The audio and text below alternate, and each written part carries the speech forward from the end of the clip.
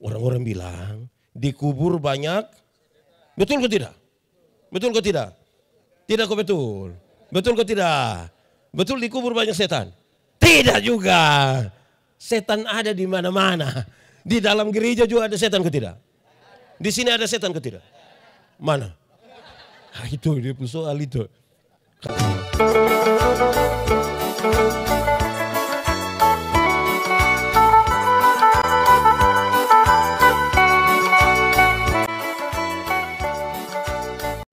Mari kita berdoa. Ya Tuhan Allah, kami mohon kepadamu, kuatkanlah dan teguhkanlah iman kami, supaya waktu di mana kami belajar firman Tuhan, biarlah ini menjadi waktu terbaik bagi kami. Kami mohon Tuhan, jauhkan semua penggoda pencobaan, baik di dalam kami maupun di sekitar kami. Biar di dalam damai sejahtera-Mu kami belajar firman Tuhan. Kami rindu pada firman-Mu. Berfirmanlah bagi kami Tuhan. Di dalam nama Yesus firman yang hidup itu kami berdoa. Amin. Mari silakan duduk semuanya. Bapak Ibu Saudara-saudara, dalam sukacita kita di hari ini, di bawah semangat tema hidup baru dan bercahaya, saja kita merenungkan satu kisah, tadi sudah didramatisir oleh teman-teman, oleh adik-adik, anak-anak semua. Injil Yohanes pasal 20 ayat 11 sampai ayat yang ke-18. Injil Yohanes pasal 20 ayat 11 sampai ayat yang ke-18. Yesus menampakkan diri kepada Maria Magdalena. Tetapi Maria berdiri dekat kubur itu dan menangis. Sambil menangis ia menjenguk ke dalam kubur itu, dan tampaklah olehnya dua orang malaikat berpakaian putih, yang seorang duduk di sebelah kepala dan yang lain di sebelah kaki di tempat mayat Yesus terbaring. Kata malaikat-malaikat itu kepadanya, "Ibu, mengapa engkau menangis?" Jawab Maria kepada mereka, "Tuhanku telah diambil orang, dan aku tidak tahu di mana ia diletakkan." Sesudah berkata demikian, ia menoleh ke belakang dan melihat Yesus berdiri di situ. Tetapi ia tidak tahu bahwa itu adalah Yesus. Kata Yesus kepadanya, "Ibu, mengapa engkau menangis? Siapakah yang engkau cari?" Maria menyangka orang itu adalah penunggu taman. Lalu berkata kepadanya, "Tuan, jikalau Tuhan yang mengambil dia, katakanlah kepadaku di mana Tuhan meletakkan dia, supaya aku dapat mengambilnya." Kata Yesus kepadanya, "Maria." Maria berpaling dan berkata kepadanya dalam bahasa Ibrani, "Rabuni," artinya guru. Kata Yesus kepadanya, "Janganlah engkau memegang aku, sebab aku belum pergi kepada Bapa. Tetapi pergilah kepada saudara-saudaraku dan katakanlah kepada mereka bahwa sekarang aku akan pergi kepada Bapakku dan Bapamu, kepada Allahku dan Allahmu." Maria Magdalena pergi dan berkata kepada murid-murid, "Aku telah melihat Tuhan," dan juga bahwa Dia yang mengatakan hal-hal itu kepadanya. Demikian firman Tuhan. Berbahagia setiap orang yang mendengar firman, memelihara dan melakukan dalam hidup setiap hari. Shalom. Sekali lagi shalom. Dari tadi malam sampai tadi pagi itu hujan terus. Saya membayangkan orang-orang terutama panitia akan berpikir, kenapa kita mau acara baru hujan padahal kemarin-kemarin tidak begitu. Saudara-saudara, saya bilang begini, tidak apa-apa. Hujan itu mengajarkan kepada kita paling tiga hal. Paling tidak tiga hal. Satu, hujan mengajarkan kepada kita supaya duduk semakin rapat.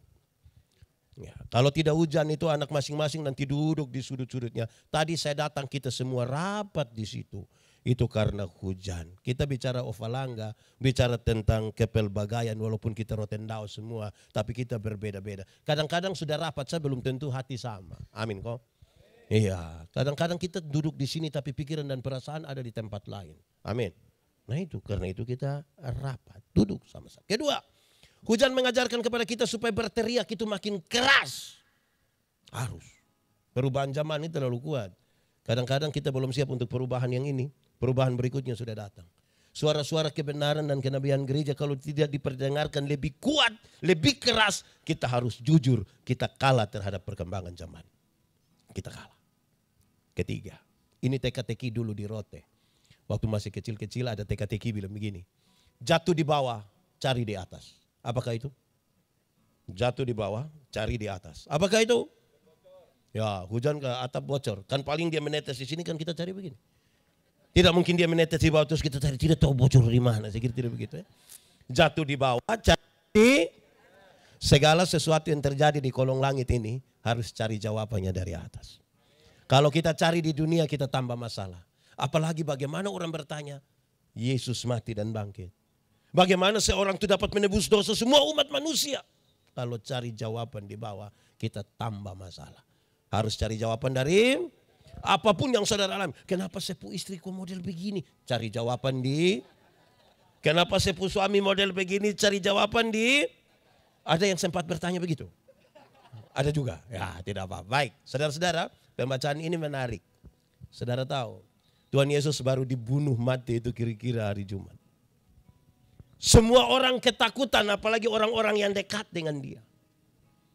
Murid-murid itu mereka juga ketakutan. Tidak ada orang yang berani untuk menyatakan dia siapa dalam hubungan dengan Yesus.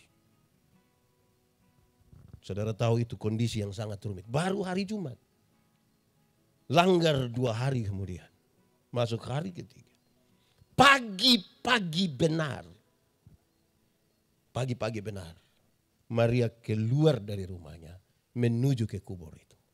Saya tanya saudara, dulu sudah ada listrik? Sudah ada kok belum? Berarti terang atau gelap? Maria menuju ke kubur itu pagi-pagi buta. Orang-orang bilang dikubur banyak setan. Betul? Orang-orang bilang dikubur banyak. Betul kok tidak? Betul kok tidak? Tidak kok betul? Betul kok tidak? Betul dikubur banyak setan? Tidak juga. Setan ada di mana-mana. Di dalam gereja juga ada setan kok tidak? Di sini ada setan kok tidak? Mana? Nah, itu dia soal itu.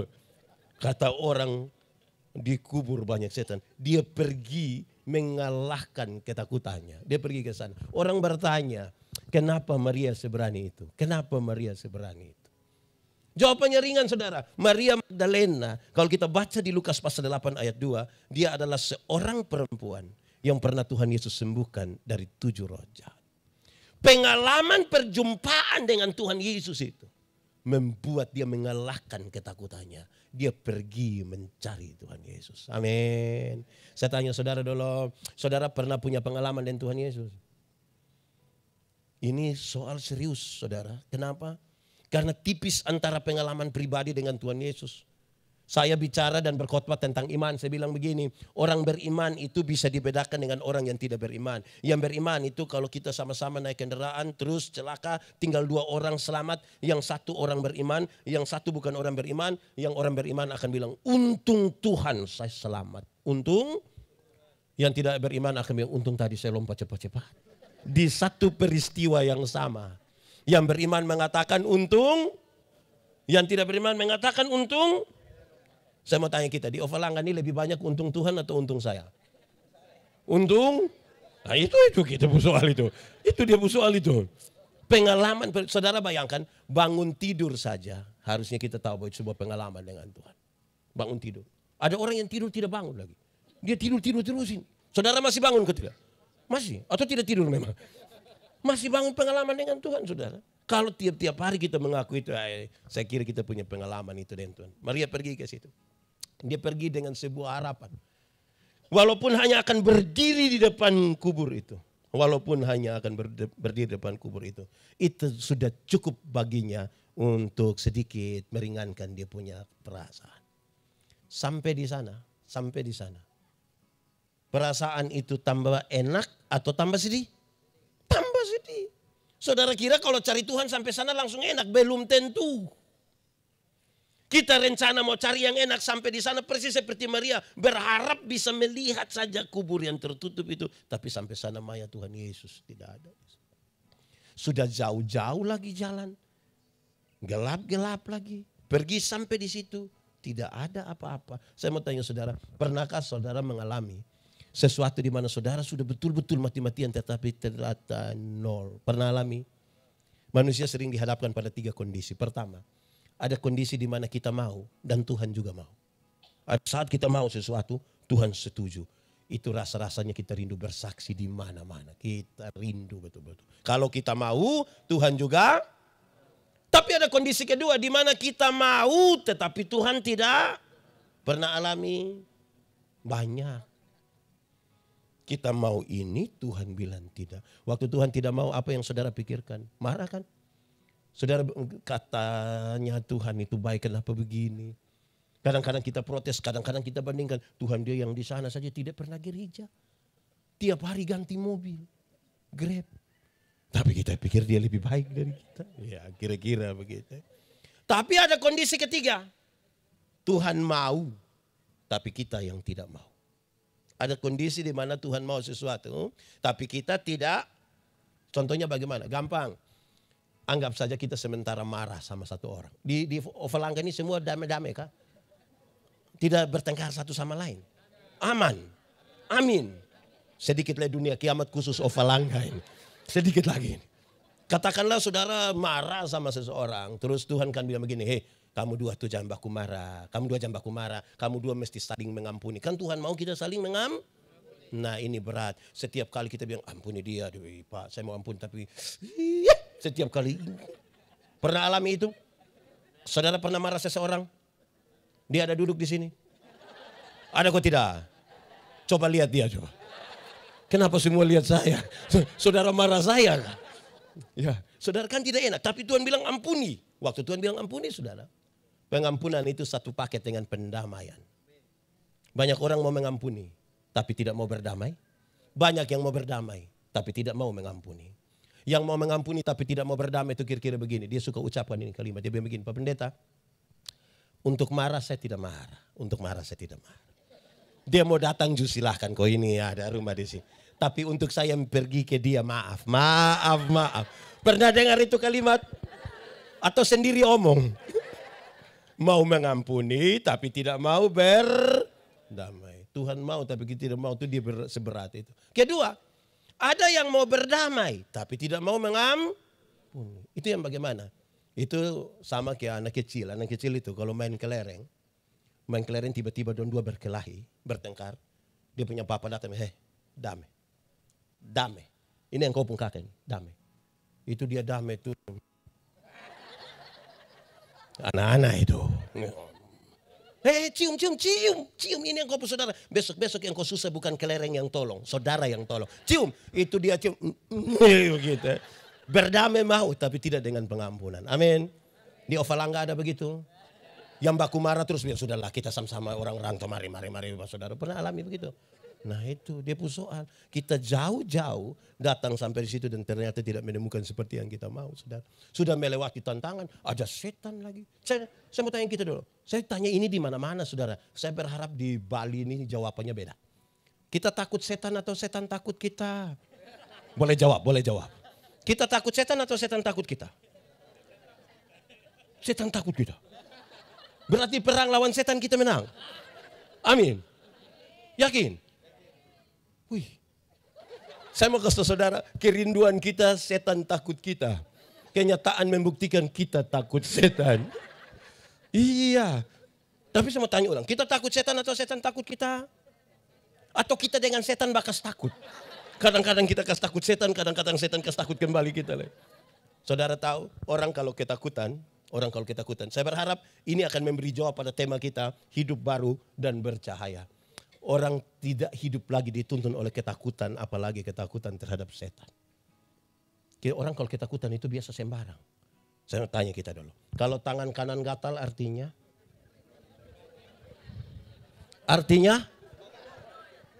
Kalau tangan kanan gatal artinya dapat uang. Wih, kalau orang tangan kanan gatal artinya dapat uang, itu orang koreng, itu kaya raya. Itu bukan tangan kanan saja yang gatal, semua gatal habis itu. Ay, siapa yang ajar kita? Kalau tangan kanan gatal dapat uang berarti resesi itu gampang. Tinggal semua. Siapa ajar kita, saudara? Alkitab bilang begini. Satu-satunya cara untuk dapat berkat ialah kerja. Apa? Kerja bukan bagatal. Siapa ini? Tidak begitu. Saudara, yang menarik kita, kalau kita belajar dari surat Paulus kepada Efesus, dia bilang begini. Doa-doa orang percaya itu seperti panah-panah api yang tembak roh-roh jahat di udara dan perjatuhan itu. Iya toh? Berarti iblis takut doa orang percaya karena ada Tuhan yang berkuasa di situ. Amin. Tapi banyak ibu hamil keluar malam dan tidak berdoa. Dorang ambil paku 10 cm. Di Bali sini ada. Ada yang begitu. Itu siapa punya istri, coba. Angkat kita jujur-jujur. Saya kadang-kadang heran ini. Kalau iblis takut paku, maka semua gaji itu beli paku saja. Kadang-kadang itu sini taruh paku lagi, sisir besi lagi, gunting lagi. Sebenarnya itu kepala ke toko bangunan itu. Kita juga pusing di situ. Wih, repot betul ya. Aneh. Ini kalau di Timor, di Rote, ini saya yang bawa kita ingat-ingat kembali.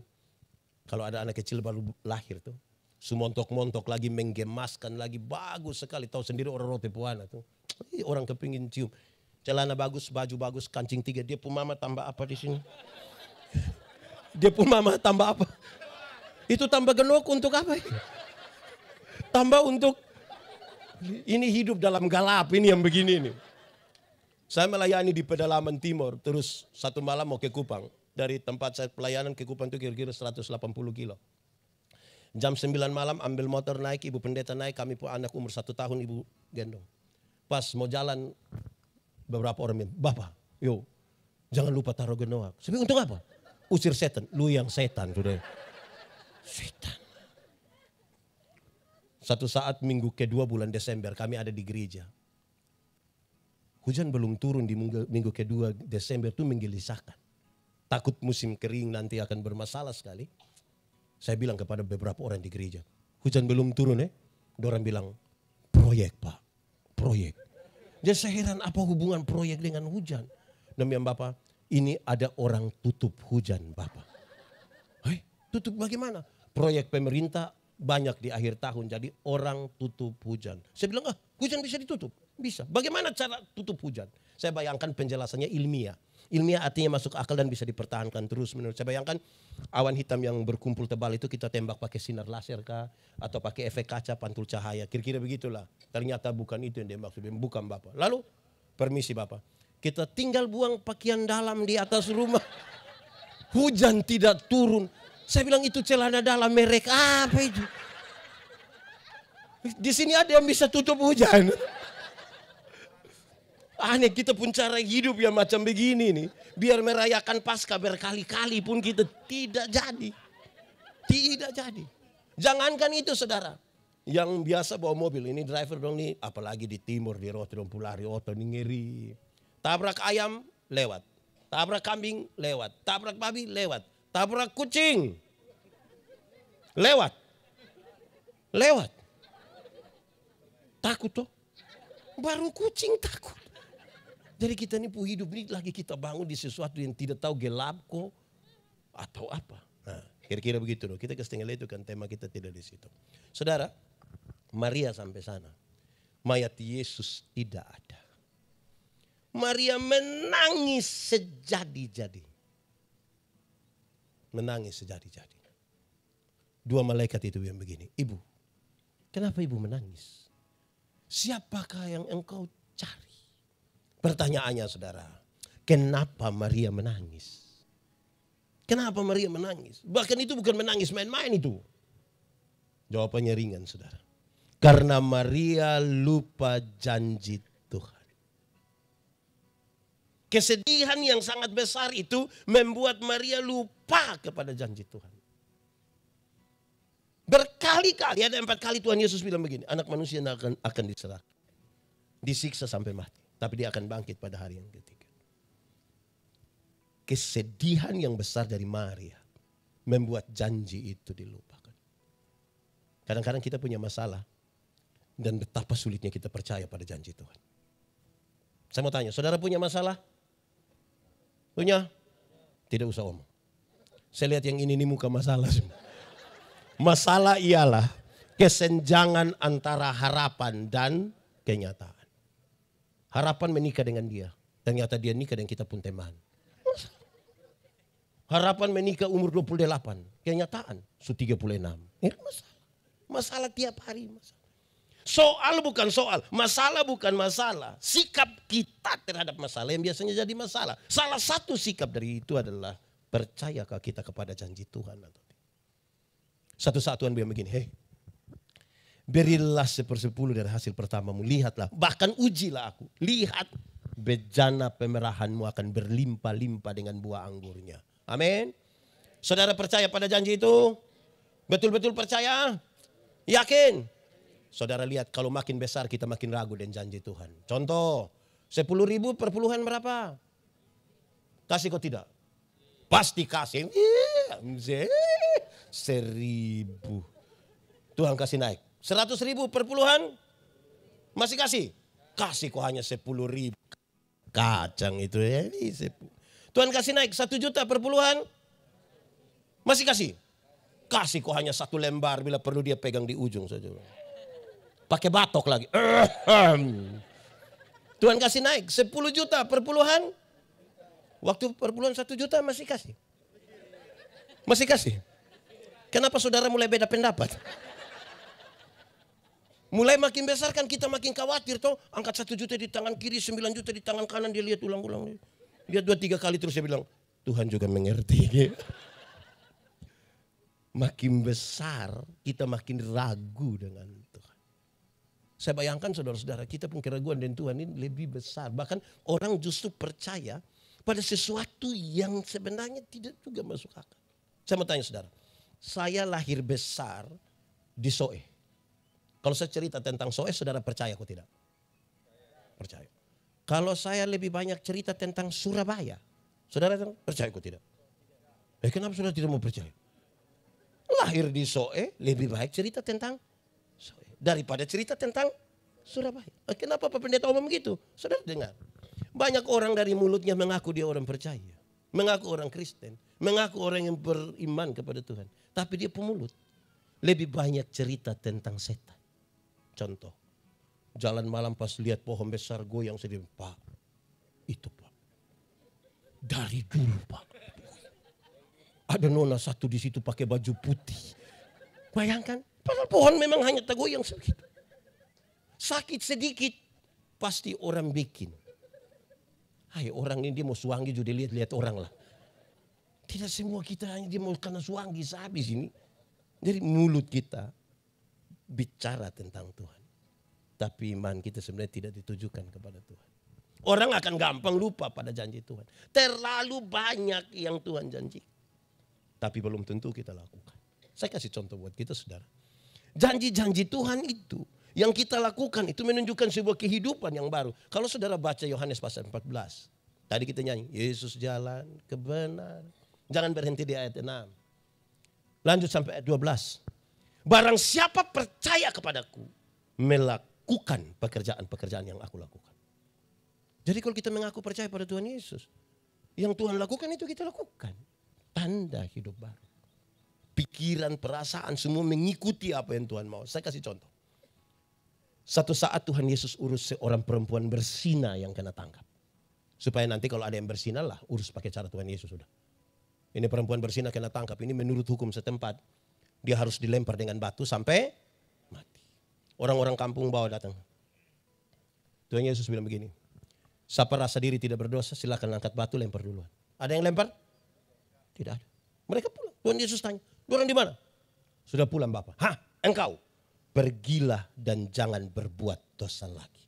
Waktu Tuhan bilang engkau pergi dan jangan berbuat dosa lagi, Tuhan Yesus tidak kompromi dengan dosa. Dosa tetap dosa. Tetapi kepada perempuan pendosa ini, Tuhan Yesus beri kesempatan baru. Masa lalu tidak bisa dirubah. Tapi sekarang masa depan bisa dirancang di dalam nama Tuhan. Amin. Saya mau tanya suami-suami dulu. Suami-suami, bapak-bapak. Kalau satu saat ketahuan istri berselingkuh dengan teman kantor. Bisa urus pakai cara Yesus? Ini kan murid Yesus semua. Bisa uruskah pakai cara Tuhan Yesus? Bilang kepada istri, bilang, "Ibu, pergilah dan jangan berbuat dosa lagi." Beneran. Kita orang rote tidak. Pergilah dan jangan pulang lagi. Saya mau tanya ibu-ibu dulu. Ibu-ibu. Kalau satu saat ketahuan suami berselingkuh dengan teman kantor, bisa urus pakai cara Tuhan Yesus? Bisa. Cari suami terus bilang, "Papa, pergilah dan jangan berbuat dosa lagi." Pasti Papa bilang, "Puji Tuhan." Banyak ibu-ibu di NTT tidak begitu. Ketahuan suaminya berselingkuh, dia berdiri baik-baik di muka pintu, baru pakai bahasa Kupang dia bilang, "Lu kira lu sendiri yang bisa?" Jangan lihat umur begini Bapak, tapi berapa yang kecewa. Hai, ini kalau cara urus begini nih kita susah selesai. Kita susah selesai. Mulut kita bicara tentang Tuhan, tapi kita tidak percaya apa yang harus kita lakukan. Amin kok. Satu saat Tuhan Yesus urus seorang yang ini saya khotbah di Rote ini. Orang bertengkar baku rampas jabatan. Dan nanti kalau ada yang bertengkar baku rampas jabatan, jadi ketua Ovalanga. Saudara-saudara, murid-murid sementara bertengkar, siapa yang terbesar di antara mereka? Yakobus bilang dia, Petrus bilang dia, Andreas bilang dia. Tuhan Yesus tidak marah. Jabatan itu kebutuhan. Tapi prosesnya menjadi penting. Tuhan Yesus ambil satu anak kecil, taruh di antara mereka. Terus Tuhan Yesus bilang begini. Barang siapa mau menjadi yang terbesar di antara kamu, hendaklah dia menjadi yang selesai. Tidak pakai pendekatan dan siapa-siapa. Saya ingat waktu itu saya bilang begini. Tahun 2009 kan saya ketua Panwaslu. Datang 1-2 caleg bilang saya bilang begini. Pendeta, yo kira-kira saya bisa jadi anggota dewan kok tidak? Saya bilang yang macam Bapak begini tidak bisa. Hei, kok Pak Pendeta yakin? Iya. Bapak ini saya minta tolong jadi penatua diaken yang hanya urus 20 kakak. Bapak tidak mau. Sekarang Bapak mau urus kami yang begini banyak. Saya yakin tidak bisa. Habis pemilu ternyata dia tidak terpilih. Dia datang cari saya dengan Bapak. Yo, ternyata Bapak pemulut panas betul. Saya bilang ini bukan soal panas. Anda yang tidak terbiasa setia dengan perkara kecil. Firman Tuhan berkata, kalau engkau setia pada perkara-perkara yang kecil, kepadamu dianugerahkan. Anugerahkan itu berarti duduk diam-diam kok dia kasih. Bukan pas pemilu baru datang kasih bilang, kita 2 saudara. Saudara apa muka beda? Kan tidak bisa begitu. Setia dulu pada. Jadi kalau dikasih tanggung jawab itu, ya urus dulu begitu. Itu kita percaya kepada Tuhan. Satu saat Tuhan Yesus urus sebuah dilema pajak. Dilema pajak ini Tuhan Yesus urus dengan cara yang agak luar biasa. Tuhan Yesus mulai dari pertanyaan. Bolehkah membayar pajak kepada kaisar atau tidak? Ini pertanyaan, jawabannya gampang, efeknya berat. Kalau mereka tanya Yesus, boleh bayar pajak kepada kaisar atau tidak? Kalau Tuhan Yesus bilang, boleh bayar pajak kepada kaisar. Ribuan orang pengikut Yesus akan meninggalkan Yesus karena pajak terlalu berat. Tapi kalau Tuhan Yesus bilang tidak boleh bayar pajak kepada kaisar, maka Tuhan Yesus akan dianggap memprovokasi masyarakat untuk lawan pemerintah. Pasti dia ditangkap. Tuhan Yesus bilang tunjukkanlah kepada koin untuk pembayaran pajak itu. Gambar dan tulisan siapa ini? Kaisar. Berikan pada kaisar apa yang wajib kamu berikan pada kaisar. Tapi berikan pada Tuhan apa yang wajib kamu berikan pada Tuhan. Itu bukan soal perpuluhan. Itu bukan soal persembahan uang. Gambar dan tulisan siapa ini? Kaisar. Karena pada uang ini adalah gambar dan tulisan kaisar, kasih kaisar. Tapi Alkitab mengatakan, kamu adalah gambar dan tulisan Allah. Berikan uangmu pada kaisar, tapi berikan dirimu pada Tuhan dan bukan uangmu. Supaya jangan ada orang yang, Pak Pendeta, saya memang tidak pergi ke gereja Bapak, tapi saya pun persembahan pergi Bapak. Di surga tidak ada kios jual Indomie itu, tidak ada. Supaya kita pun diri yang pergi, bukan uang yang pergi. Itu serius itu. Jadi saudara lihat, banyak orang akan sangat bersusah hati menyelesaikan persoalan-persoalannya karena dia melupakan janji Tuhan dan tidak bisa untuk melakukan apa yang Tuhan mau. Lalu apa yang dilakukan? Dia menangis, dia lupa janji Tuhan. Dia balik belakang. Dia lihat Tuhan Yesus di situ. Waktu dia lihat Tuhan Yesus, harusnya kan dia datang cari ini Tuhan Yesus. Dia kenal Tuhan Yesus ke tidak? Tidak kenal. Dia tidak kenal. Bahkan Tuhan Yesus bertanya. Tuhan Yesus bertanya, Ibu, kenapa engkau menangis? Dia tidak kenal. Kenapa sampai Maria tidak kenal Tuhan Yesus?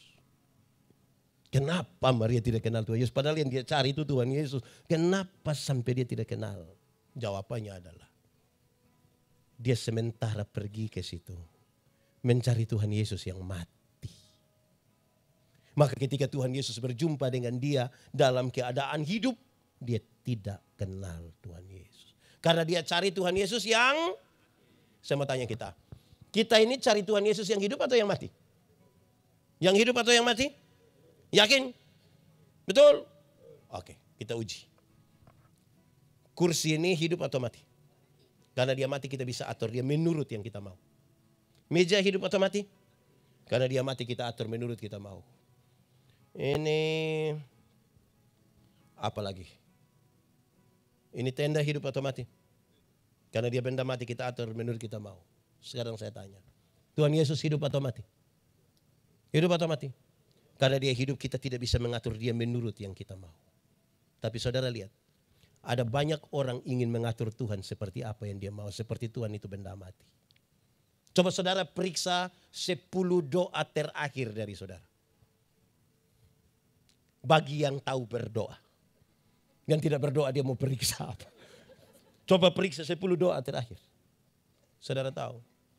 Kita pun doa-doa tuh kadang-kadang kita ingin mengatur Tuhan untuk mengikuti apa yang kita mau. Banyak orang berdoa itu 1 menit pertama itu pujian. Tuhan engkau dahsyat, luar biasa, engkau baik. Itu 1 menit pertama. Masuk menit kedua itu daftar permintaan. Itu macam proposal begitu. Itu dia permintaan 1, 2, 3, 4, 5, 10, 20, 30, 40, 50, 60, 70. Terus biasanya mau habis dia bilang, ampunilah segala dosa kami.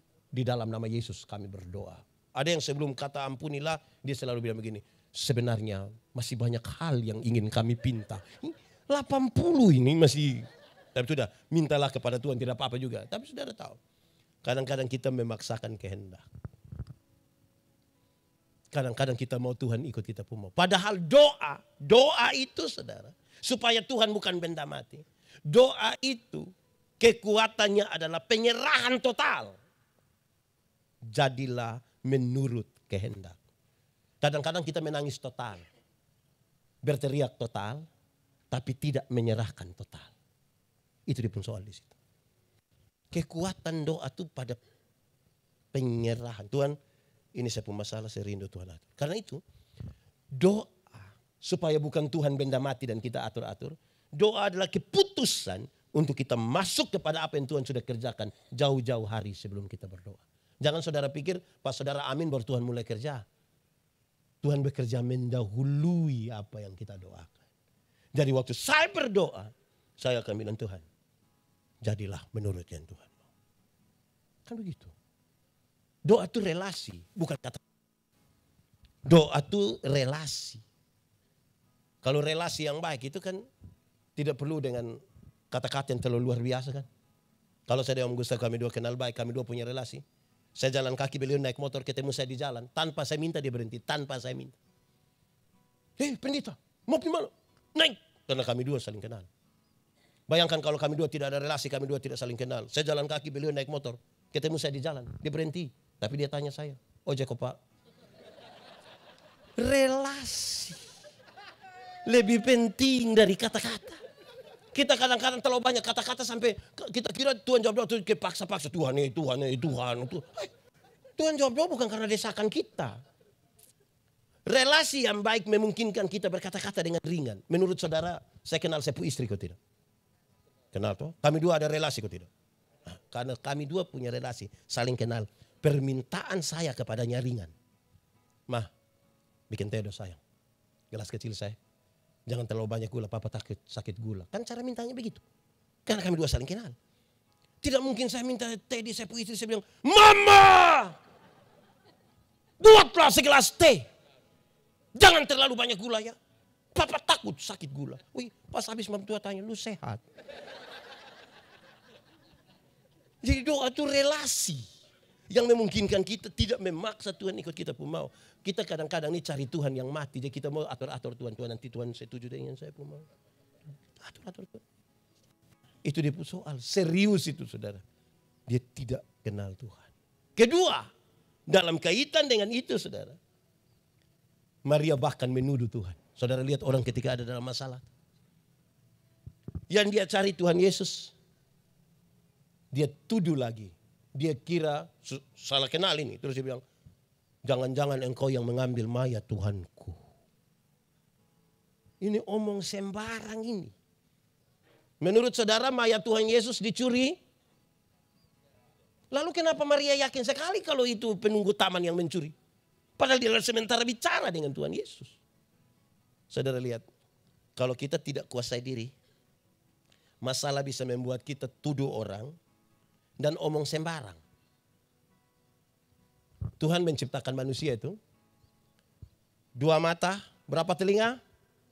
Berapa mulut? 1. Ulang, berapa mata? Berapa telinga? Berapa mulut? Dia pun kepentingan banyak. Salah satunya, lihat 2 kali, dengar 2 kali, omong berapa kali? Lihat ulang-ulang, dengar ulang-ulang, bicara berapa kali? Tapi kita di NTT itu ada orang yang tidak ada mata, tidak ada telinga, tapi dia pun mulut 7. Omong ke tahu-tahu, padahal tidak tahu apa. Tidak ada orang yang terlalu pintar sampai tahu semua hal. Tidak ada. Pintar itu selalu terbatas. Bodoh itu yang tidak ada batas. Meleleh saja dia mengalir. Bodoh itu suka mengalir saja. Ini orang bodoh bagi-bagi sedikit lah. Terlalu. Pintar itu selalu mengerucut pada satu hal. Saudara kalau ke rumah sakit. Kan ke bagian umum. Terus orang tanya. Periksa-periksa. Oh ini sakit telinga. Oke, pergi ke bagian telinga. Sampai di telinga. Dong periksa. Oh ini telinga kanan. Kita pergi lagi ke bagian telinga kanan. Sampai di telinga kanan. Oh ini telinga kanan punya genderang telinga. Kita pergi lagi. Kepintaran mengerucut ke satu hal. Bodoh itu yang tanpa batas. Unlimited itu. Bodoh. Meleleh saja. Ya saudara. Dengar 2 kali. Lihat 2 kali. Bicara berapa kali? Interpretasi itu hanya boleh dibangun di atas data. Kalau tidak ada bukti, tidak ada data, tidak usah omong. Tidak usah omong. Ini ada satu laki-laki dewasa, perempuan dewasa. Dorang 2 bukan suami istri. Dorang 2 masuk satu kamar, kunci pintu, kasih mati lampu. Saudara duduk begini. Terus saya datang tanya. Siapa di itu kamar? Saudara bilang, Pak ini dan ibu itu. Pertanyaan kedua. Dorang 2 ada buat apa di situ? Orang yang biasa omong sembarang itu akan bilang, tahu sendiri apa. Tahu sendiri apa, kok saya tidak tahu dong buat apa, kenapa paksa saya tahu dong buat di sini. Saya, kadang-kadang kita pusing lah dengan itu barang itu. Harusnya waktu saya tanya, dorang 2 ada buat apa di situ? Cukup jawab, minta maaf pendeta, saya tidak tahu. Kalau bilang, tahu sendiri apa. Itu positif atau negatif? Iya negatif. Kalau mau tambah, tambah yang positif. Dorang 2 ada buat apa di situ? Minta maaf pendeta, saya tidak tahu. Kemungkinan besar dorang 2 ada berdoa Bapak. Saudara kok tidak yakin dorang 2 berdoa? Saudara ini pikir bagaimana? Dorang 2 ada berdoa lah di situ. Kita ini suka tambah-tambah, aduh. Akhirnya tuduh-tuduh orang. Itu biasa dimulai. Saudara kalau orang bicara sesuatu bisa dipertanggungjawabkan. Dorang ada bicara di situ misalnya. Dorang duduk di situ dan bicara. Terus ada orang datang dan bilang, mari. Terus kita lihat dari jauh orang. Itu dia bicara bisa dipertanggungjawabkan. Tapi yang tidak bisa dipertanggungjawabkan itu. Dia datang langsung dia bilang, sudah dengar kok belum? Ini mulai masuk ini. Terus dia bicara, ada yang datang. Itu merusak ini Ovalangga itu. Ovalangga rusak dengan itu bahasa. Pernah terjadi kok Pak kedua di Ovalangga. Saudara-saudara itu kita pun soal itu. Nah mari kita lihat. Lalu bagaimana sekarang? Ternyata Maria itu mata yang tertuju pada masalah. Tidak bisa melihat kemuliaan Allah. Biasa di penjara-penjara tuh para psikolog pergi bawa kertas putih satu, ambil spidol, mereka kasih tanda hitam di tengah, terus orang lihat, bilang kepada narapidana, apa yang kamu lihat? Ada titik hitam. Hanya itu yang kamu lihat? Iya. Betul hanya itu? Iya, betul. Kamu hanya lihat pada titik hitam sampai kamu lupa melihat bahwa ada sisi-sisi terang yang tidak tertulis yang sangat luas. Tapi mata yang hanya tertuju pada itu titik itu membutakan kamu untuk melihat kemuliaan yang besar. Kadang-kadang kita punya masalah dan kita kira itu masalah itu sudah bikin kita selesai kita hidup. Sambil kita tidak bisa melihat kemuliaan Allah yang sangat. Itu persoalan Maria. Dan persoalan itu saya kira ada juga pada kita. Hanya mengerucut pada persoalan. Sampai tidak bisa melihat kekuatan. Injil itu saudara, berita pembebasan. Bukan berita bikin takut. Bukan melihat pada masalah saja. Saya kalau berdoa kasih nenek-nenek yang sakit berat di rumah sakit. Saya pergi, saya bilang, nenek kita mau berdoa. Silakan Pak Pendeta. Tapi mungkin saya doa habis nenek su mati. Tapi saya jelaskan, nenek, tapi nenek mati masuk surga. Kenapa masuk surga saya jelaskan. Oh sudah Pak Pendeta, Mati hari ini dan besok sama saja. Semua Tuhan punya. Bahkan berhadapan dengan kematian pun dia siap. Itu pembebasan. Injil itu pembebasan. Bayangkan kalau itu nenek sakit berat terus saya bilang, aduh nenek, aduh, itu dia mati sudah, itu nenek mati sudah. Belum waktu dia selesai itu. Iya. Supaya yang lemah dikuatkan. Di Paskah ini saudara, ada banyak orang dari kota bikin takut orang di kampung. Dorang bawa ini film neraka. Putar, jemaat nonton. Pak pendeta neraka, hei saya tidak pusing di neraka. Tapi saya tidak pusing. Saya masuk surga bukan karena ketakutan hukuman di neraka. Saya masuk surga Tuhan Yesus mati bagi saya. Bukan bikin takut orang. Yang kasih takut orang itu setan. Itu yang suka. Wow. Saya biasa kasih contoh ini ibu-ibu. Ibu-ibu kasih makan anak yang usia 2 tahun gampang kok susah? Susah, dia lari-lari kan. Ibu-ibu ikut. Tidak lama ibu-ibu. Anak kecil tidak bisa mengerti orang tua sedikit. Anak 2 tahun suruh mengerti dia pun mama yang 40 ini. Ini dapat dari mana? Anak tidak mau makan itu kasih tahu dia baik-baik. Nah makan ya biar sehat, ayo sayang makan biar sehat. Ini anak tidak mau makan ya. Makan itu om dan wah. Itu om juga datang wah. Di Ovalangga ini ada yang biasa kasih tahu anak. Wow. Anak kalau tidak mau tidur itu kasih tahu dia baik-baik. Nah, Bobo sudah, ayo biar lebih tempo besok bangun toh, bangun bisa lebih segar. Ayo tidur sayang, ayo Bobo sudah. Papa dan mama sudah lelah ini, ayo Bobo. Ayo Bobo kalau adik belum mau Bobo, papa mama Bobo duluan. Ayo. Ini ada tidak anak belum mau tidur, dia pun papa mama sepakat kasih mati lampu. Terus dia pun bapak keluar dari pintu belakang menuju jendela kamar. Terus dia pun papa garu jendela. Rrrr. Terus dia pun mama sengaja kaget. Hah? Adik su Bobo om, adik su. Ini keluarga tipu-tipu. Di Bali ada keluarga begitu. Di Ovalangga ada. Itu yang paham apa dong itu yang kerja kasih tahu orang saya itu tidak bisa. Injil itu pembebasan supaya orang tidak melihat pada masalah saja.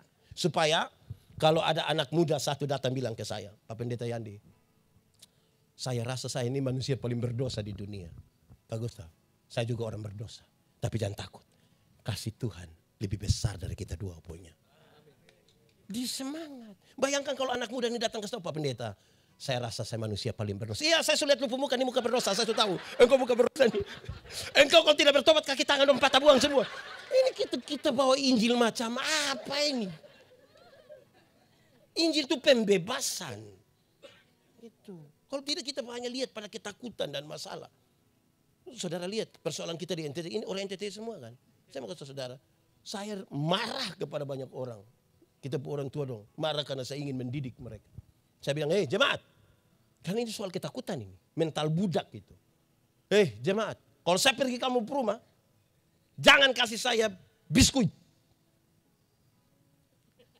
Dia bilang, kenapa Bapak? Jangan kasih biskuit. Bapak kan bukan datang tiap hari. Iya, tapi jangan kasih saya ubi saja, pisang saja, kelapa, kacang. Kenapa? Karena kalau kamu kasih saya biskuit, itu saya pikiran. Bapak pikiran apa? Kami tidak maksud jajan Bapak. Saya pikiran yang kamu anak dong. Karena setiap kali kamu taruh saya mau makan, don dari belakang pintu semua melihat. Dong hitung 1, 2, lama-lama dong baku bunuh gara-gara ini biskuit. Kita panggil, adik. Mental begini ini yang harus dirubah. Supaya dong Injil itu membebaskan. Nah saudara lihat. Lanjutan dari teks tadi menarik. Bagaimana Maria kenal suara Yesus? Bagaimana Maria kenal suara Yesus? Hanya ketika Tuhan Yesus yang begini. Maria. Dari tadi omong panjang-panjang Maria tidak kenal. Tapi ketika namanya disebutkan. Dia kenal ini suara. Guru. Dia bilang begitu. Saudara tahu. Kalau kita punya relasi dekat dengan seseorang. Dia memanggil kita dengan cara yang berbeda. Dan kita tahu kalau dia memanggil. Dia tahu. Saya punya nama Yandi. Tapi di KTP Yosef Andreas. Tidak ada hubungan. antara Yandi dan kemarin saya masih bercerita. Kenapa itu hal terjadi? Saya dilahirkan kira-kira 46 tahun lalu. Saya punya mata dua-dua buta. Badan sebelah lumpuh.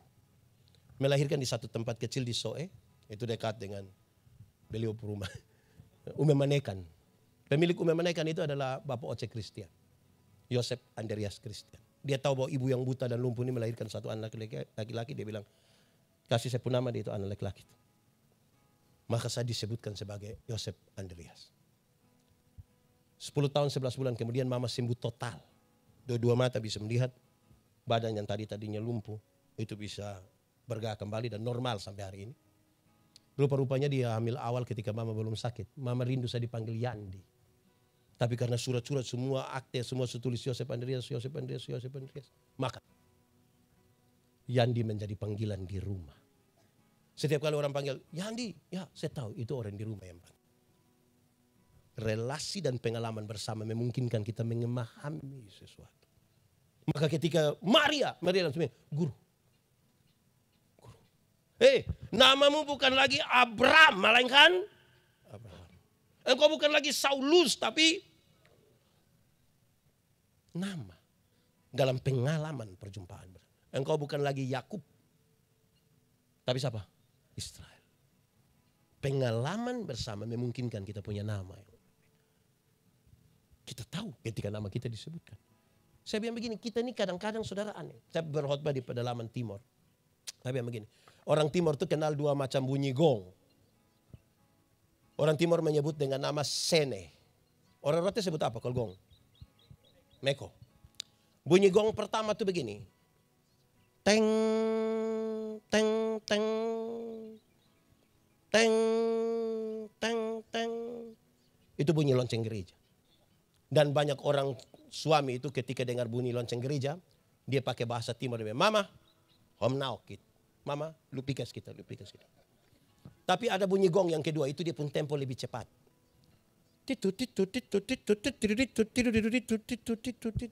Itu bunyi gong apa tuh? Pesta. Waktu dengar bunyi gong pesta, suami-suami yang tadi bilang, Mama, hom naokit. Sekarang dia balik, Mama, hom paokit. Lu tunggu kau bapak yang pi. Itu lusa baru dia pulang. Tapi suami-suami di Bali ini rajin gereja semua. Kenapa di ibadah hari ini nih yang paling banyak nih mama-mama? Kenapa? Ini mama janda semua. Saudara, kadang-kadang bapak-bapak donju satu. Kita pergi ketemu don di rumah, tidak pergi gereja terus kita bilang, Bapak, kenapa lepas mama sendiri pergi gereja? Kenapa bapak tidak pergi? Dia bilang, Bapak Pendeta, waktu bapak kasih nikah saya dan mama, kami dua telah menjadi satu. Jadi kalau mama sudah pergi, sama dengan bapak juga. Itu bapak memang sudah terlalu. Itu bapak. Ini mama dong just satu. Ini mama just satu. Mama dong siap bagus-bagus ke gereja. Terus pendeta bilang, Ibu kenapa sendiri? Suami. Terus dia bilang, tahu sendiri teh. Tahu suami begini kenapa kawin dengan dia? Mau ambil resiko apa? Jadi ingat kita pun nama disebut ingat kita. Ada dua rumah jauh dari gereja, dekat hutan. Yang satu punya anak perempuan, satu punya anak laki-laki. Yang punya anak perempuan pergi ke anak laki-laki kasih tahu begini, Kak, hari-hari Minggu tuh kakak tolong jemput kakak punya adik nona nih bawa ke gereja ke sekolah Minggu Oke, siap. Ini anak datang jemput yang perempuan bawa ke sekolah Minggu. Sampai sekolah Minggu, yang perempuan ikut sekolah Minggu. Yang laki-laki main kelereng di luar tunggu. Habis sekolah Minggu pulang sama-sama. Beranjak ikut katekisasi di gereja. Yang laki-laki jemput antar ke gereja, yang perempuan ikut katekisasi, yang laki-laki duduk-duduk di luar tunggu terus pulang sama-sama. Rupa-rupanya mereka berdua jodoh. Setelah menikah yang perempuan terpilih jadi majelis gereja.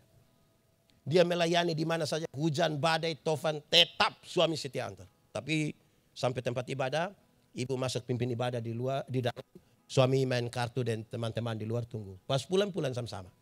Satu saat mereka meninggal, mati sama-sama. Waktu berjalan sampai pintu surga, Simon Petrus sudah berdiri di pintu surga. Lihat ini ibu datang, Simon Petrus bilang, "Shalom ibu, mari ibu silakan masuk." Lihat dia punya istri masuk, yang suami juga cepat-cepat mau. Pas suami mau masuk, si mobil, bapak sabar dulu, bapak sabar dulu. Hei sabar, bapak sabar dulu. Hei yang masuk itu saya punya istri. Betul itu bapak punya istri. Lu tidak tahu itu saya punya. Tahu bapak. Lalu kenapa tanya saya? Kan dari itu hari bapak hanya antar-antar saja toh. Jadi ini hari bapak antar saja ya. Bapak pun tempat di sebelah itu. Saya mau tanya, ibu-ibu tadi ada yang suami hanya antar. Terus bilang nanti kalau selesai WA biar saya jemput. Pulang kasih tahu beliau ada salam dari Simon Petrus. Nah saudara lihat kisah lanjutan. Saudara waktu tahu ini Tuhan Yesus. Dia kan sangat senang kan.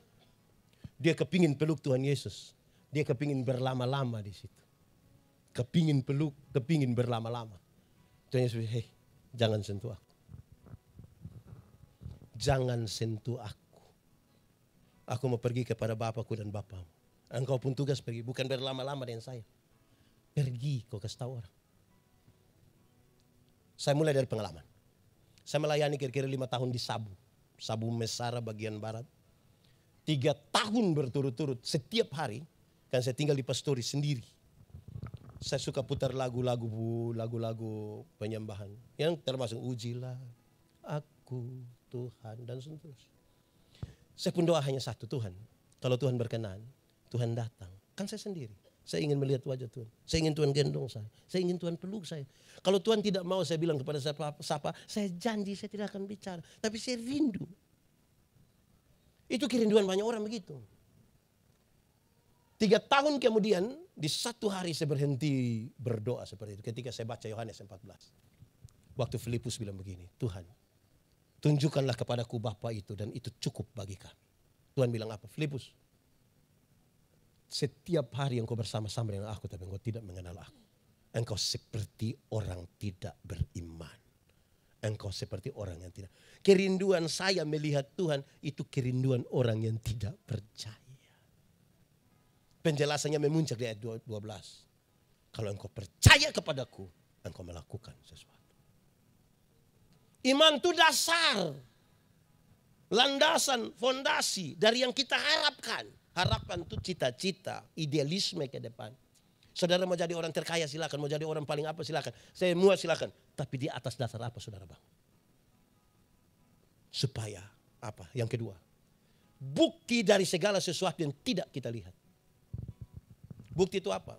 Para arsitek, waktu mereka ingin menggambar sebuah bangunan, mereka taruh dulu di sini yang tidak kelihatan. Gambar itu taruh pintu di mana, jendela di mana, kamar berapa, ukuran berapa, tangga di mana, emper bagaimana. Setelah ini beres di sini tidak kelihatan, baru mereka tuangkan di satu kertas yang bisa dilihat semua orang. Bukti dari yang tidak kelihatan. Setelah kelihatan, kerja bangunan megah sudah bangun berdiri, sudah hebat-hebat. Orang mengagumi itu bangunan kan. Setelah orang kagum, saudara tahu, titik-titik terkuat dari itu bangunan tidak diketahui oleh semua orang. Dia pencakar ayam di mana orang tidak tahu. Yang tahu siapa? Dimungkinkan hanya 2 orang. 1, orang yang menggambar. Yang kedua, tukang yang mengerjakannya. Orang lain melihat kekaguman di luar. Hanya Tuhan yang melihat apa yang menjadi landasan terkuat. Jangan berlama-lama dengan saya. Pergi dan beritakan. Saudara sekarang jadi soal ini. Beritakan ini. Tadi saya lihat yang main drama dong. Yang satu lari, Tuhan Yesus bangkit, Tuhan Yesus bangkit. Oh baik sudah. Nah kita ini sekarang beritakan apa? Saya pakai contoh ini. Kalau saya sebentar waktu saudara pulang, saya bagi-bagi ke saudara uang masing-masing 100.000. Saudara senang kok tidak? Cerita orang kok tidak? Cerita, oke. Kalau Tuhan Yesus mati bagi kita, lebih tinggi dari 100.000 atau lebih rendah dari 100.000? Lebih tinggi, yakin? Pertanyaan kedua, sudah cerita orang. Dapat pulsa 5.000 seluruh jagat tahu. Jagat maya, jagat nyata dan dunia lain. Itu tahu semua. Dia foto itu pulsa masuk terus bilang, terima kasih Kak. Pulsa sudah masuk. Besok lagi ya. Itu pulsa 5.000. Tapi Tuhan Yesus mati bangkit bagi kita. Mulut berat untuk mengatakan kepada orang lain. Padahal kita mengaku dia maha. Pergi dan beritakan. Saya punya 2 pengalaman. Saudara mungkin dengar di khotbah-khotbah saya, tapi saya ingin bercerita. Ringan sekali orang memberitakan sesuatu.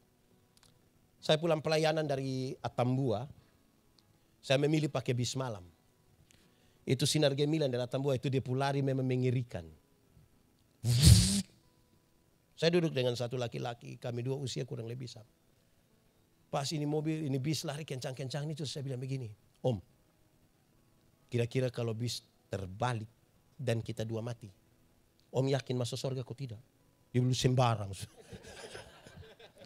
Saya tahu bahwa dia ada dalam ketakutan. Saya bilang begini, Om, beta dulu begitu, beta takut. Mati ini masuk surga kok tidak, tapi setelah beta tahu, Tuhan Yesus itu lahir untuk beta, mati untuk beta, bangkit untuk beta, naik ke surga untuk beta. Sekarang beta yakin, mati dimanapun, kapanpun, dengan cara apapun, beta yakin pasti masuk surga. Dia bilang, kakak yakin? Iya. Kok kita ini siapa? Kalau sampai kita selamat itu hanya karena Tuhan mau berinisiatif bagi kita. Dia bilang, bisa berdoa buat betaku. Kami 2 di atas mobil sambil berdoa. Itu pengalaman pertama. Kedua, saya melayani di Kaineno, 15 km dari Oinlasi. Tidak usah cari di Google. Saya yakin saudara tidak dapat. Itu tempat susah sekali itu. Musim hujan, waktu zaman saya musim hujan itu, anjing sata tanam. Anjing. Itu dia pun kaki begini, angkat itu tidak bisa lagi. Saya mau pulang ke Soe, menuju Oinlasi. Rupa-rupanya ada satu nona orang Soe kerja di Plan Internasional di Soe. Dia mau pulang, tapi kan ini perbatasan Amanatun Amnuban. Dia perempuan lagi, mungkin dia sedikit takut. 6:30 lah kira, jam 7 malam paling lambat. Dia menunggu jangan-jangan ada orang mau ke Soe, bisa sama-sama. Dan tiba-tiba ada bunyi motor menuju dia, dan itu saya. Pas sampai di depan ini, mungkin dia takut saya lewat. Dia lompat ke tengah jalan. Dia bilang begini, Kak! Saya dalam hati, Kak? Nah, ini malam, makanya dia bilang, Kak. Kalau siang pasti dia bilang, Om. Saya yakin. Tapi sudahlah manfaatkan malam itu. Pas dia bilang, Kak. Saya bilang, iya dek. Biar berimbang sedikit toh. Tidak mungkin dia semangat, Kak. Terus beta bilang, omong deng. Kan tidak mungkin. Kak. Dia bilang, iya dek. Kakak mau ke Soe? Iya. Boleh kita sama-sama? Saya bilang, kenapa tidak? Kami 2 sama-sama. Masing-masing dia di motor. Saya pakai motor, saya jalan kiri, dia agak di tengah. 3 kilometer kami sampai Kie. Pas kami sampai Kie, ada orang bawa kendaraan, motor, lari kencang dari belakang. Serempet dia begitu, terus lewat ke sana. Kaget dan dia marah sekali. Waktu sudah lewat jauh ke sana, saya bilang, Non, kira-kira itu orang tuh kalau mati masuk surga kok tidak? Dia bilang, ya macam begitu, itu tidak masuk, itu tidak masuk. Terus saya bilang begini, tapi kalau nona yang celaka, mati masuk surga kok tidak? Dia bilang, tahu lah ini. Saudara klaim semua orang neraka habis, kau sendiri tidak yakin. Nah, saya tahu dia pun soal. Saya bilang, Non, kakak dulu begitu. Kakak takut. Mati mau kemana, tapi waktu kakak tahu, Tuhan Yesus lahir untuk kakak. Mati untuk kakak. Bangkit untuk kakak, naik ke surga untuk kakak. Sekarang kakak yakin, mati dimanapun, kapanpun, dengan cara apapun, kakak yakin pasti masuk. Dan kakak yakin, iya, kita ini bisa tahan dosa. Yang kelihatan kita bisa tahan, tapi saudara tidak tahu apa yang kita pikirkan. Kan kita ini terlalu berdosa sebenarnya. Tapi kalau Tuhan sampai menebus kita, memang kita yakin betapa luar biasa kasih Tuhan. Dia kakak, kalau begitu kakak berdoa ke saya. Kami 2 berdoa di atas motor, sambil motor jalan. Tapi kami 2 tidak tutup mata. Berani kami 2 tutup mata. Kami 2 langsung selesai. Langsung selesai. Saudara, ini kan penting. Beritakanlah. Beritakanlah. Saudara tahu. Pertanyaan paling penting adalah berapa orang yang saudara bawa datang kepada Tuhan. Berapa harga satu jiwa? Dulu ada kisah. Tuhan Yesus sampai ke Gerasa. Meninggalkan ribuan orang yang baru dia kasih makan. Dia pergi ke Gerasa. Hanya berjumpa dengan satu orang yang kerasukan legion. Legion berarti roh jahat kurang lebih 6.000 roh jahat. Kita pun teman di Ovalangga yang dia roh jahat satu kita pusing. Ini 6.000. Ini orang terlalu jahat ini. Bukan jahat bagi orang lain, bagi dirinya sendiri dia jahat ini. Dia titi-titi dia pun diri dan batu ini. Manusia jahat karena bagi beberapa orang, manusia yang macam begitu lebih baik mati. Waktu Tuhan Yesus turun dari perahu, dia datang, dia bilang begini. Yesus anak Allah yang hidup, apa urusanmu dengan kami?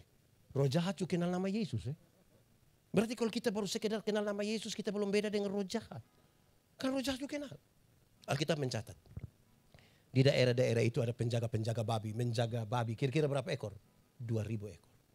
Roh jahat itu meminta biar dong masuk ke dalam babi-babi itu. Tuhan Yesus kasih tinggal. Matilah 2.000 ekor babi. Penjaga-penjaga babi itu marah. Mereka kasih tahu orang-orang kampung datang usir Yesus. Pertanyaannya, apakah Tuhan Yesus tega membuat orang kehilangan pekerjaan, membiarkan 2.000 ekor babi mati? Jawabannya tidak. Lalu kenapa Yesus lakukan? Biarkan hal itu terjadi. Saudara, dalam struktur budaya Yahudi, orang Yahudi tidak makan daging babi kan? Haram. Tapi yang haram ini mereka pelihara 2.000 ekor. Sementara satu jiwa yang hampir binasa mereka biarkan. Itu yang Yesus marah. Alangkah lebih baiknya ada 2.000 ekor babi mati daripada ada satu jiwa binasa. Ada satu orang gila binasa. Sekarang coba kali. 2.000 kali 2 juta. Kalau babi satu ekor 2 juta. 2.000 kali 2 juta berapa? 4M. Harga satu orang gila itu di hadapan Tuhan. 4M. Siapakah orang gila itu? Ya orang gila itu ya kemungkinan besar kita punya suami. Kemungkinan besar kita punya istri. Kita punya anak-anak. Kita punya orang tua. Bapak mantu. Mama mantu. Katakanlah sesuatu. Sesuatu yang membawa sukacita. Dia telah bangkit. Kalau Anda merasa itu punya sukacita, katakanlah kepada seseorang. Karena tadi pulsa 5.000 yang masuk, saudara bercerita kepada banyak orang. Sekarang Yesus bangkit bagi saya dan saudara.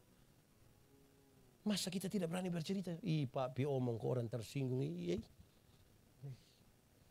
Belum mulai kita mulai dengan ketakutan. Saudara-saudara, itu pesan Paskah. Dia telah bangkit. Nah dia sudah bangkit jadi hidup begini. Hidup baru. Tadi sejumlah hal mulai diungkapkan. Mulai dari ketakutan sampai pada berani untuk menyatakan. Hidup menjadi bercahaya. Cahaya itu terang. Yang terang tidak dapat bersatu dengan yang gelap. Yang kudus tidak dapat bersatu dengan tidak kudus. 31 Desember kalau kita pergi ke gereja itu. Rata-rata di Kupang itu kan gerejanya jam 6 sore jam 7 malam. Begitu lampu tidak menyala semua. Redup-redup. Ada musik-musik klasik. Teng, teng, teng, teng, teng, teng, teng, teng, teng, teng, teng, teng, teng, teng. Ada puisi. Tidak terasa. Saya dalam hati, lu tidak rasa. 365 hari ini tidak rasa kok tidak. Bla bla bla bla bla. Terus dia bilang begini. Di tangan saudara ada kertas dan ada pulpen. Mari kita menulis catatan dosa kita. Biar dia berlalu bersama-sama dengan tahun lama. Tahun baru. Hidup baru. Semangat baru. Wih, satu-satu mulai menulis dia punya. 5, 8, separuh tulis dengan menangis. Keluar juga bukan langsung buang. Pakai doa, pakai menyanyi. Mampirlah, dengar doa. Ini 31 Desember ini. Masuk minggu kedua bulan Februari dia gila ulang. Lebih parah dari yang tahun lalu. Saudara, saya mau tanya saudara, kalau tadi kita di sini terang. Orang di terang bisa lihat yang digelap kok tidak? Bisa kok tidak? Tidak. Yang digelap bisa lihat orang di terang kok tidak? Kenapa seringkali orang yang sudah terang dia kembali pergi gelap? Karena dia suka begini. Apa itu? Pakai bahasa Kupang? Mulai pakai bahasa Rote? Nah, pokoknya itu sudah yang. Kalau dia sudah begini tidak lama dia bilang. Di Bali sini ada yang tukang malui. Ada kok? Ada. Nah itu. Mari sudah hidup baru, semangat baru, kita makin bercahaya di dalam Tuhan. Dan saudara lihat, kalau Anda dikenal dunia sebagai milik Kristus, maka Tuhan Yesus mesti kelihatan di dalam hidupmu. Supaya ketika dia lihat kita, ternyata orang yang tinggal dalam Kristus luar biasa. Selamat Paskah. Tuhan memberkati kita. Mari kita tunduk kepala di hadapan Tuhan. Tuhan, kami buka hati kami rindu Tuhan sentuh. Tuhan jamah kami. Tuhan pulihkan kami biar kami jadi baru di dalam Tuhan. Terang-Mu ada di dalam kami dan kuasa kebangkitan-Mu menggerakkan kami semua untuk memberitakan ini sampai dimanapun yang Tuhan inginkan bagi kami. Terpujilah nama-Mu. Kami percaya firman-Mu menjadi pelita bagi kaki kami, terang bagi jalan kami. Akan bertumbuh dan berbuah dalam hidup kami supaya di mana kami ada nama Tuhan dipermuliakan. Terpujilah nama Tuhan. Di dalam nama Yesus kami berdoa. Amin.